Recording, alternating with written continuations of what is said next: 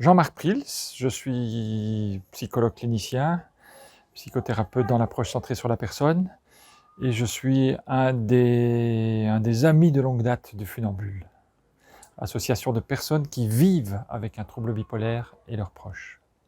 Alors, ce qui m'a amenée au Funambule, je pense, si je me souviens bien, que c'était mon psychiatre donc, qui m'avait parlé de cette association qui venait en aide aux patients bipolaires et leurs proches. Et donc, il y a quelques années, ça doit bien faire 5-6 ans, je pense que j'ai franchi la porte d'un premier groupe de parole, qui était le groupe de parole de Scarbeck. Mais c'était vraiment hyper, très intéressant et enrichissant d'être avec ses pairs. Et donc voilà, c'est comme ça que la première fois j'ai entendu parler du funambule et je venais d'être diagnostiquée à ma trentaine, donc maintenant j'en ai 40, comme ça situe un petit peu. Voilà. Et il faut peut-être un peu, c'est peut-être un avis personnel, mais un peu casser cette image de « oh là là, tous les bras cassés qui se retrouvent entre eux ». Parce que bon, j'ai peut-être pu penser ça à l'époque, j'avoue humblement que j'ai pu penser que c'était voilà, tous les tordus de la planète, les picoleurs, etc., qui se retrouvent entre eux. Et non, c'est complètement un jugement. Donc il y a sans doute du travail vraiment de sensibilisation à faire là-dessus, parce que ça peut être vraiment un plus. On ne s'en rend pas compte peut-être en franchissant la première fois un groupe, c'est difficile, mais c'est plutôt sur le moyen à long terme qu'on se rend compte que ça peut vraiment être bénéfique. Et donc, pour moi, ça doit vraiment, c'est un modèle, en tout cas, qui doit s'aimer, quoi. Mais c'était enrichissant, mais déjà, parce qu'on se retrouve entre pairs, quoi. Donc, déjà, il y a pas de jugement, il n'y a pas un niveau professionnel, et puis les autres, les pauvres petits usagers en santé mentale, et voilà. Donc ça, c'était déjà le fait qu'on soit tous sur un pied d'égalité, ça, c'était hyper important. Et donc, il y a aussi toutes ces petites règles, les petites règles de bienveillance, d'écoute entre nous, de non-jugement, qui fait que franchement, la parole se délie assez naturellement pendant le groupe de parole et on est libre de parler ou de ne pas parler aussi. Donc voilà, c'est ça qui est très, très riche selon moi, de se retrouver vraiment entre pairs, voilà, comme on dit. C'est assez remarquable parce que l'écoute, elle fait vraiment son chemin dans la société, je pense. C'est voilà, une révolution qui est une révolution tranquille, qui est une révolution lente. Si l'écoute peut devenir une réalité partagée, une réalité efficiente, efficace, qui s'ancre dans le vécu du quotidien, alors je pense qu'on a vraiment gagné quelque chose.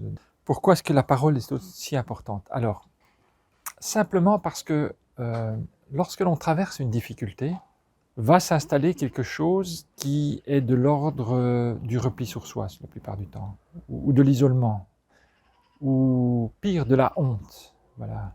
Et simplement, par conformisme social, on évite de parler des choses qui ne nous valorisent pas, ou qui ne nous amènent pas à porter un regard positif inconditionnel sur nous-mêmes. Voilà. Et donc vivre quelque chose de difficile, souvent ça nous prive, en définitive, de la symbolisation par les mots et de l'expression, par les mots, d'une expérience personnelle, d'une expérience propre. Et c'est tellement important d'aller discriminer sa vulnérabilité, d'aller l'explorer, d'aller la partager, et surtout qu'elle soit reçue par d'autres d'une façon non jugeante, dans le non-jugement. C'est le principe d'acceptation, voilà, de se sentir accepté, c'est vraiment quelque chose d'important et de porteur, de libérateur, on va dire. Voilà. Les professionnels ne renvoient pas spécifiquement ou spécialement au funambule parce qu'ils ne connaissent pas toujours l'existence de groupes de parole, que ce soit funambule ou autre type. Et j'en prends pour exemple, je discutais avec la coordinatrice du réseau santé mentale de la province du Luxembourg, où le funambule donc, va lancer un groupe de parole, et elle me disait qu'elle devait faire un peu des pieds et des mains pour essayer de franchir les cabinets médicaux ou de franchir les hôpitaux psychiatriques, et qu'il faut presque faire violence pour essayer de franchir en tout cas les portes des cabinets pour pouvoir justement expliquer qu'il y a d'autres possibilités. Bon, il y a la médication, c'est une chose, mais que les groupes justement d'entraide entre pairs, de parole, peuvent être une belle opportunité. Donc là, je crois qu'il y a vraiment, vraiment du boulot. Et je dirais même au niveau des facultés de futurs médecins, je crois qu'il y a vraiment du boulot à faire. Et même peut-être les psychologues, enfin tout ce qui est en tout cas médical et paramédical, il y a un manque clair d'information et de sensibilisation sur le sujet. Est-ce que les groupes d'entraide sont suffisamment connus des professionnels? Je pense que alors, on est dans un basculement de paradigme, bien sûr. Et je pense que le combat sera gagné au moment où les soignants, dans leur fonction de soignant, dans la façon de poser leur travail de soignant, auront compris que ce nouveau paradigme qui arrive est un paradigme qui peut leur apporter quelque chose pour mieux soigner les patients qui sont reçus, par exemple à l'hôpital ou à d'autres lieux. Dans la façon de poser des paradigmes différents, le soin et le rétablissement, c'est le patient qui est central. Et la collaboration, elle peut se faire. Et que le fait de travailler avec un autre paradigme n'enlève rien à la valeur et à l'histoire que les soignants ont déjà eue dans l'appropriation de leur métier, dans l'élaboration de leur métier. Moi, je pense que la rencontre entre les deux mondes, entre guillemets, je vois pas ça comme quelque chose de complètement séparé, avec une paroi qui est infranchissable. Je pense que le trouble bipolaire, faut le prendre de manière holistique. Et je pense que tant l'approche des professionnels que l'approche des pairs, les deux, pour moi, sont vraiment complémentaires, quoi. Donc, mais avec... évidemment, ce qui est toujours difficile, c'est de penser que le savoir scientifique, le fameux médecin, là, je veux dire, derrière son bureau, a plus de poids, mais ça, il faut un petit peu s'enlever ça de la tête, et je pense qu'il y a vraiment des ponts qui sont possibles.